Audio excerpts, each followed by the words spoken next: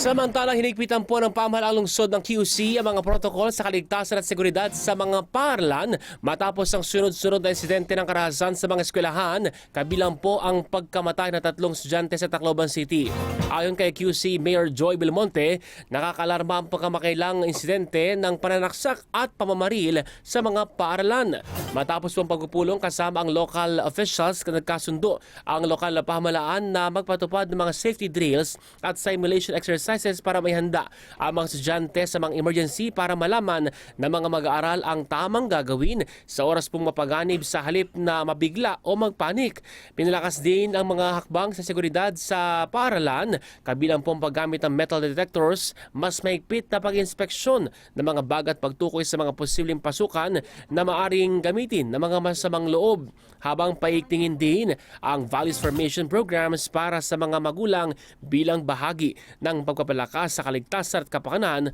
ng mga kabataan.